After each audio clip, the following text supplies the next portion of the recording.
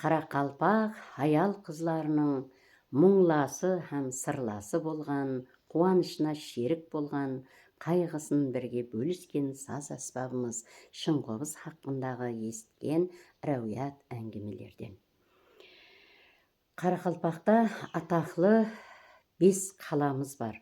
Осы 5 қаланың Шымбай деген шәһәрінде Арухан деген қара үйге құр тоқитұғын қыз болған екен.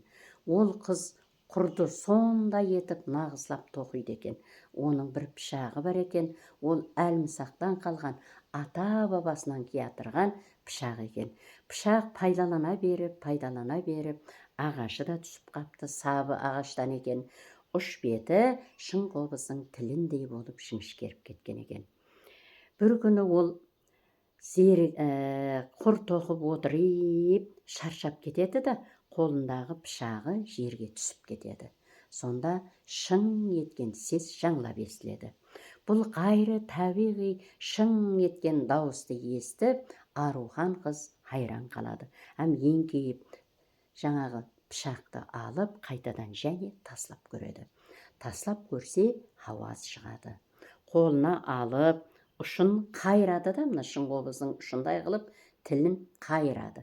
Себебі ол пышақтың ұшы жіңішкеріп қалған ғой. Қайрады. Сөйтіп десе, хауаз шығады.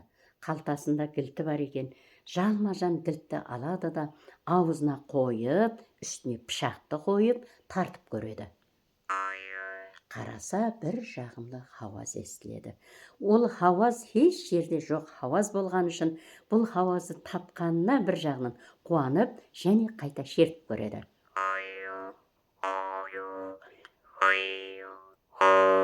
Біресе ішке, біресе сыртқа демін алып, тартып көреді.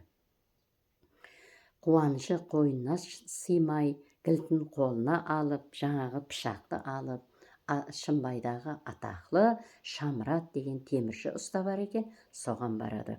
Барады да қуанышы қойнына сыймай, мұнан қарашы аға деп, Шыңғобыз кілтті астына қойып, үстіне пышақты қойып, деп шертіп көрсетеді. Міне, ұсындай етіп маған саз аспап соғып беріңіз дейді.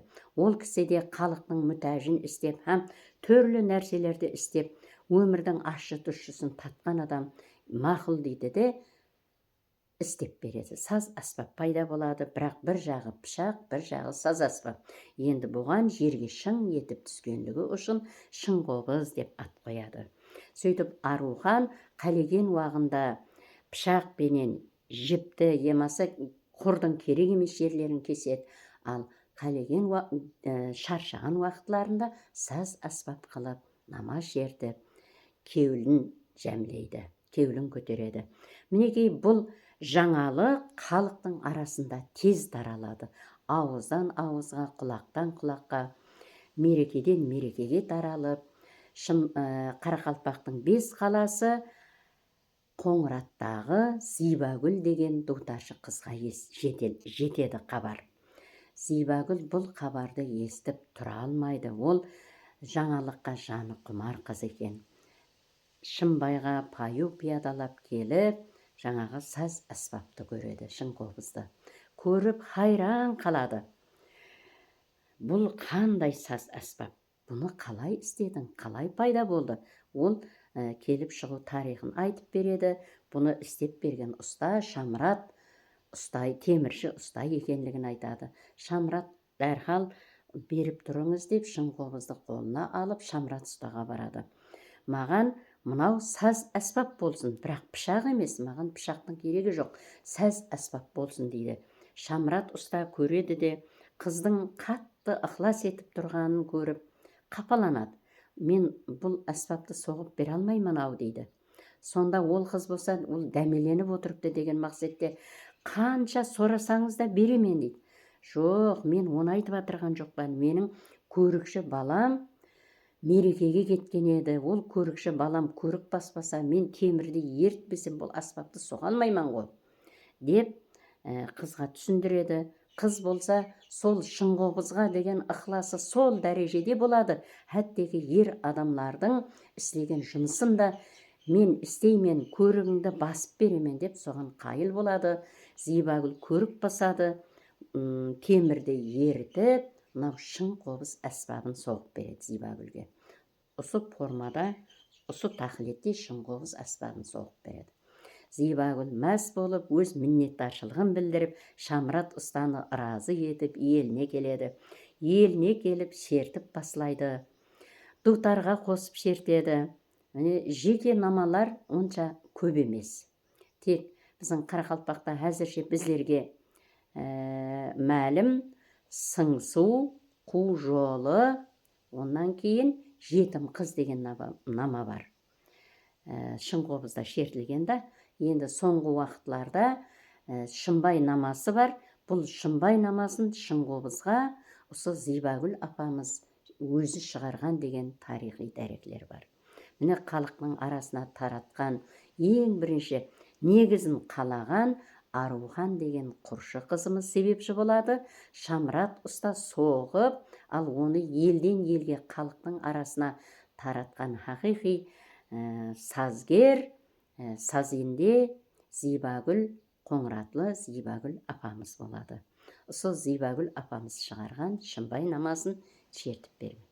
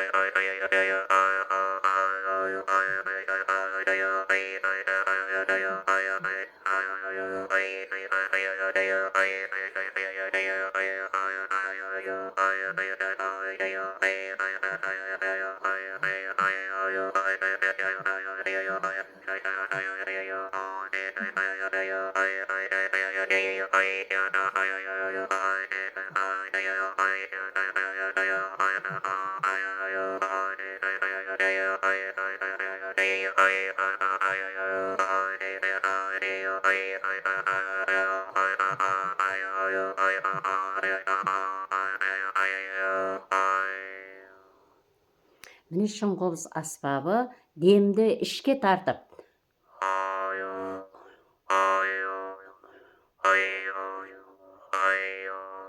және сыртқа тартып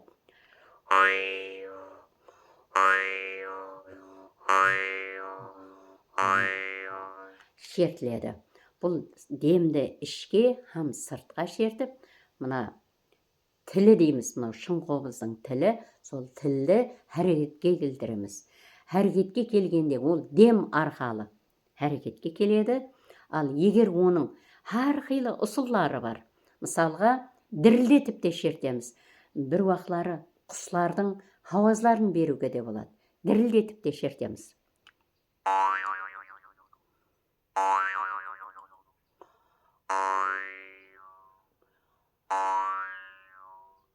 Ал дірілдетіп шерткен ақларда